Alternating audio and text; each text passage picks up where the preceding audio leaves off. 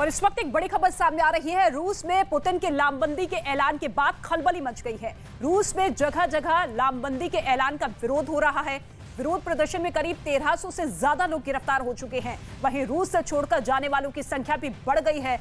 Moscow से जाने वाली फ्लाइट में भीड़ देखी जा रही है। वहीं रूस से बाहर जाने वाली फ्लाइट्स के टिकट भी काफी महंगे हो चुके हैं। तो रूस में लामबंदी के ऐलान के बाद ही अब खलबली मचती हुई।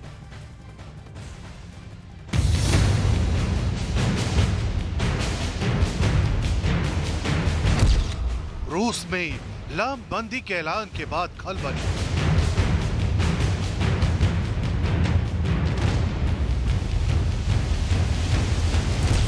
लामबंदी के आदेश के खिलाफ विरोध प्रदर्शन। पुतिन के आदेश के बाद रूस में भागम भाग। रूस में इस वक्त भागम भाग मची है। बहुत सारे लोग देश छोड़कर भागने की फिराक में है। एयरपोर्ट पर भीड़ उमड़ी है। मासूम बच्चों को लेकर लोग रूस से निकल जाना चाहते हैं। हालात ऐसे हो गए हैं कि रूस में एक तरफा उड़ानें हो रही हैं। टिकटों के दाम कई गुना बढ़ चुके हैं।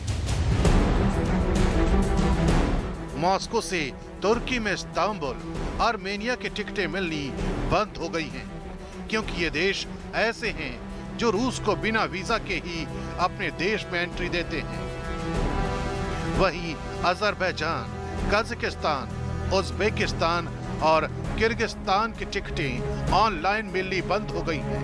У меня жена гражданка Украины, вот, и часть моей семьи находится в Киеве, часть в России, поэтому я бы не хотел тоже участвовать в этой мобилизации, только из-за этих моральных соображений. रूस छोड़कर जा रहे लोगों का एक ही मकसद है, पुतिन के आदेश का विरोध करना, क्योंकि पुतिन ने सेना को मोबिलाइज करने का आदेश दिया है। सेकेंड वर्ल्ड वॉर के बाद ये पहला मौका है जब रूस अपनी सेना को मोबिलाइज करेगा। इस दौरान उन्होंने 3 लाख रिजर्व सैनिकों को तुरंत तैनात करने को कहा है। रूसी टीवी पर दिए गए अपने संबोधन के दौरान पुतिन ने अमेरिका और नेटो देशों को चेतावनी देते हुए कहा कि जो भी देश रूस की अखंडता के लिए चुनौती बनेगा, उसके खिलाफ हर विकल्प का इस्तेमाल किया जाएगा। Граждане России могут быть уверены, территориальная целостность нашей Родины, наша независимость и свобода будут обеспечены. Подчеркну это еще раз. Всеми имеющимися у нас средствами. А те, кто пытаются шантажировать нас ядерным оружием, должны знать, что роза ветров может развернуться и в их сторону.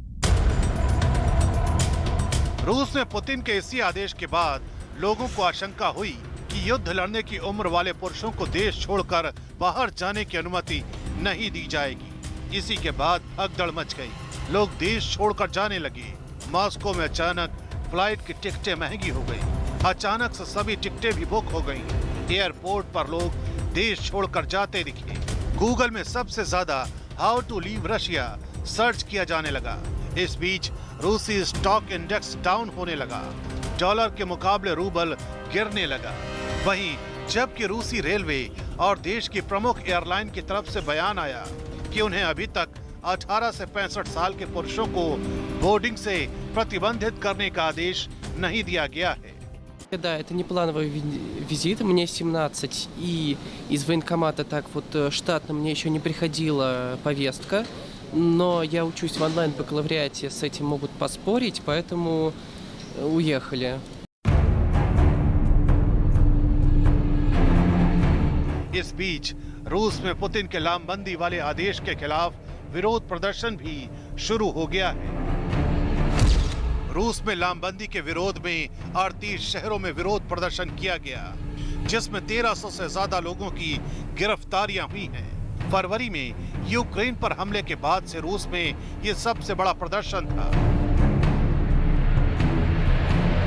हालांकि इन सब के बीच रूस के रक्षा मंत्री ये साफ कर चुके हैं कि 3 लाख रिजर्व फोर्स सिर्फ पेशेवर सैनिकों और सेना की ट्रेनिंग ले चुके लोगों को शामिल किया जाएगा। छात्रों और जिन्होंने केवल सिपाहियों के रूप में सेवा की थी, उन्हें नहीं बुलाया जाएगा। इसके बावजूद रूस में भागम भाग मची है। लोग पुतिन के इस आदेश के खिलाफ देश छोड़कर जाते दिखाई दे रहे हैं।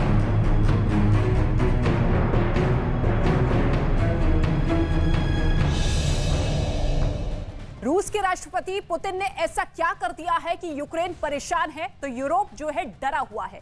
खबर यह है कि रूस के सरहदी इलाकों से बहुत से लोग यूरोप की तरफ कूच कर रहे हैं क्योंकि पुतिन ने अपना पुराना प्रण दोहरा दिया है।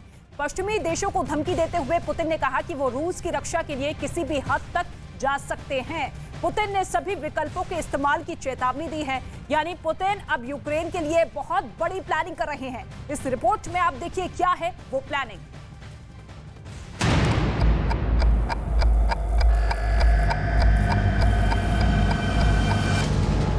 परमाणु, ये शब्द है सिर्फ 6 अक्षर का, लेकिन इससे पूरी दुनिया खौफ खाती है क्योंकि ये तबाही का दूसरा नाम है। जहां गिर जाए वहां सर्वनाश तय है। रूस और यूक्रेन युद्ध में इसका जिक्र एक बार नहीं कई बार आया है। एक बार फिर इसका जिक्र रूस के राष्ट्रपति व्लादिमीर पुतिन ने किया है।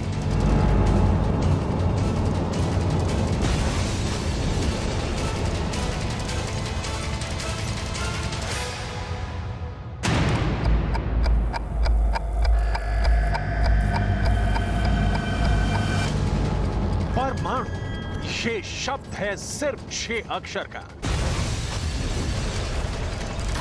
लेकिन इससे पूरी दुनिया खौफ खाती है क्योंकि ये तबाही का दूसरा नाम है।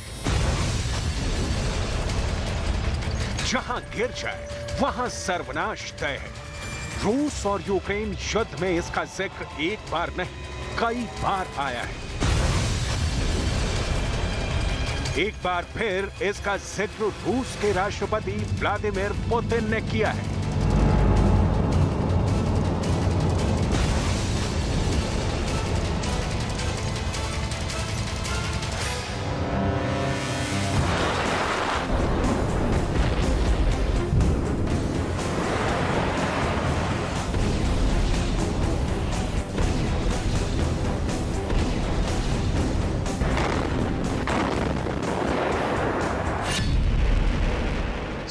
महीने से चल रहे यूक्रेन युद्ध का क्लाइमेक्स आ गया है।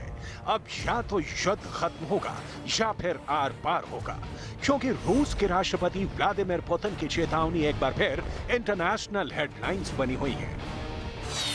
सुनिए पुतिन ने ऐसा क्या बोल दिया है।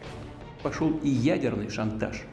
Речь идет не только о поощряемых Западом обстрелах Запорожской атомной электростанции, что грозит атомной катастрофой, но и о высказываниях некоторых высокопоставленных представителей ведущих государств НАТО о возможности и допустимости применения против России оружия массового поражения, ядерного оружия. पुतिन ने यूक्रेन को मदद दे रहे पश्चिमी देशों पर न्यूक्लियर ब्लैकमेल का आरोप लगाया है। पुतिन का कहना है कि नेटो के कुछ देश और उनके नेता रूस के खिलाफ परमाणु हथियार के इस्तेमाल की धमकी दे रहे हैं।